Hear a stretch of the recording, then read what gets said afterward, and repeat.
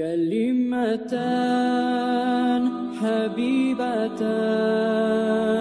إلى الرحمن خفيفتان. وعن أنس رضي الله عنه Anas biliriz Peygamberin Aleyhisselatü Vesselam'ın 20 aylı gitçi vaktinden başlayıp uluğa tutturlar. Dağı Anas ayta radıyallahu anh bir kere Peygamber sallallahu aleyhi ve sellem kana izâ tekalleme bi kelimatin. Peygamber bir kelimanı söyleyip olsa değil kana bizzat söyleyip olsa a'adaha salasan hatta tufhama anhu. Üç kere evlendirip aytıydı. Adamlar uzundan ağlayın içeri bakıyor. Ve izâ ata ala kavmin bir kavminin yanına gelse kavmin ve adamların arasına sallama aleyhim salasani salam verse şey olur. Üç kere salam verir. Bunun manası ne için? Mesela adamlar anlamaya koyan misak Musa şunu üç kere aylandırıp aytıyor. Hadi sen ne şikayet etsen? Ularına bir vahşi izah Musa bir kere ayeti parakat bol olmaysa. Peygamber Aleyhisselam'ın vahşi tuzatı yoktu bu mu? Şu bir izahlarda şöyle üç kere ayetiyle şu adamlar ahamiyet versinler. Pasteyenler ayetiyle izahtı bu. Kovusu şöyle bulayım. Ve izâ ata ala kavmi bir kavmi yayına girse de assalamu aleyküm bir salam verdi uyardı.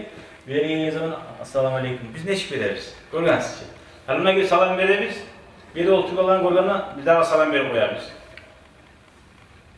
Neye beledi şöyle salam? Bir adamlar oylaşmasın. Salam vermeye koydum ki bizge de. Şunca kadar yüreği bozulmasın dedi. Şöyle ekkene uçkene salam vereyim. Bağırlarda salam yetişken Mekkeli olsun.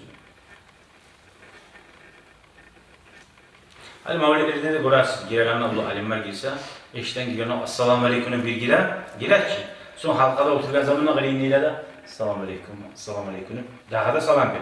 Eş olanı yüreklerin ayamakta var şolar bulan bir daha da salamını verip şu sihirlerini arabizliği tahtolunu daha da arttırmak var. Mavlette bu sayına girip oturanla bir adam var seni suymaygen masalan oraya gittir assalamu aleyküm desin suysa suymasa da aleyküm salamını aytmasa buna kazanar.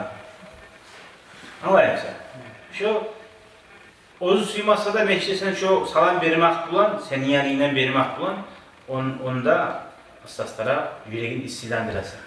Ecab o seni suymayımsa da, ya bu yanımsa da bir salam vereyim bula. Ya ozu vereş salam ver. Azına, işte azınamsa, namusu var mısa.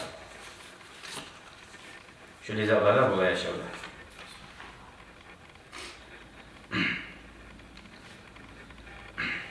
Bu hasilde bu kovadan varmış. Az adamsa var salam vergen son bir daha vur bir daha salam aleyküm. Birazdan bir daha salam aleyküm'e bir adam gaytan azattı bu. Dağda dağdan.